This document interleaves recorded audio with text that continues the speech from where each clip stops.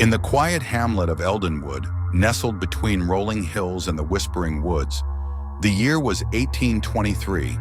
The sun rose each morning over a village gripped by an unseen terror.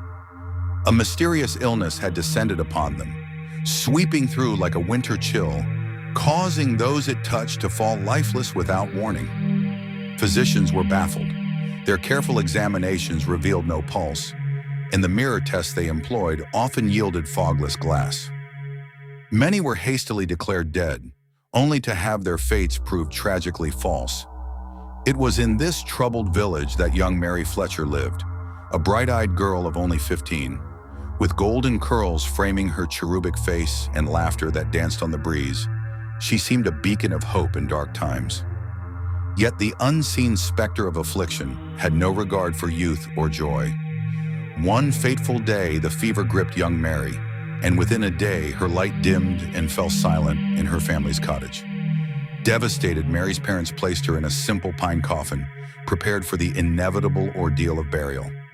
Knowing the circumstances of the plague that hovered over them, they insisted on the peculiar practice of safety. A small hole was drilled into the coffin lid, a string threaded through to a bell that hung outside the grave. They could not bear the thought of their daughter being buried alive. The night passed, filled with prayer and despair, while friends and neighbors offered mournful condolences. As morning came, Mary's mother had also fallen ill, causing her father's grief to turn into hopelessness. By late afternoon, her light too was snuffed. Unable to withstand the haunting ache of loss any longer, her father left their home in search of solace among friends.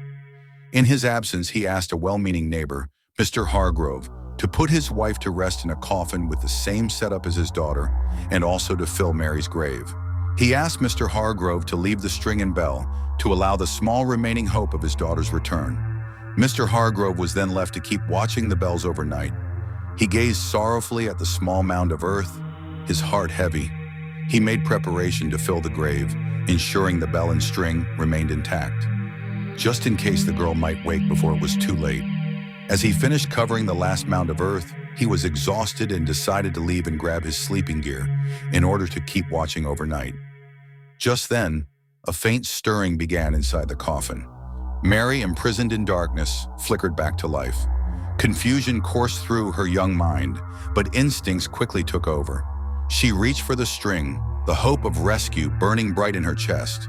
Again and again, she pulled the thread, desperate to ring the bell that hung silently above. Yet the distance mocked her. Nobody was in range to hear. She pulled so hard that the string broke free from the bell. She clawed at the wood, panic seizing her heart as the moments stretched on. Her fingernails splintered and bled heavily, the stench of the earth and blood mingling with the suffocating odor of her confinement. The fear and panic drove her mad. The panic-induced anxiety attack causing her to scratch at her own face and skin as she screamed and cursed the very earth that nobody was around. Her breath grew shallow, and as darkness threatened once more, she finally exhaled her last breath in the form of a scream. Unheard, unseen, suffocated in despair. Mr. Hargrove returned but did not notice the string had become detached from the bell, nor did he hear the muffled screams from beneath the freshly laid dirt.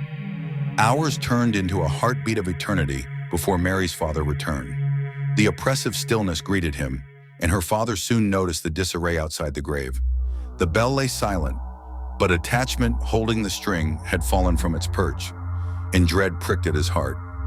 Calling for Mr. Hargrove to awake, he rushed to unearth the body of his dear daughter, fueled by a desperate hope.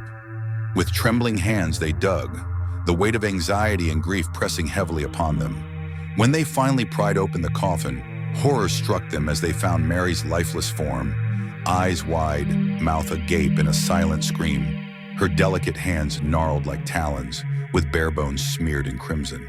Her skin scraped from her face and body in thin streaks. In that moment, grief twisted into something darker. They placed a mirror under her nose, then watched in horrified wonder as fog ghosted across the glass. Proof that she had not entirely vanished, yet had also departed forever from this world. Mary was claimed by the depths of despair and loss, her spirit irrevocably altered, filled with hatred of those who failed to hear her. Local lore began to shift, whispered in the very shadows of Eldenwood, and began to spread outward to other nearby towns and villages. The tale of young, beautiful Mary transformed, shadowed by her tragic demise. The tale was twisted the further it traveled. It is said that her spirit was exhaled and lost to the realm of mirrors in that final lifeless breath, and should one utter her name, Bloody Mary, 3 times in a reflective surface, her restless soul would emerge. Clawed hands would reach forth from the other side, seeking the warmth of a living heart to console her eternal sorrow. In the years that followed, tales of Mary's apparition circulated, instilling both fear and fascination among the villagers. Eldenwood became forever marked by the shadows of her restless spirit, a reminder that some tragedies echo far beyond the grave. And so, in the quiet corners of forgotten homes, whispers would rustle, warnings of a sweet girl transformed into a vengeful wraith, her sorrow eternally woven into the fabric of life and death, constantly waiting for anyone brave or stupid enough to tempt her at a mirror's face. So we've closed the jar again. Join us next time and subscribe for more, if you dare.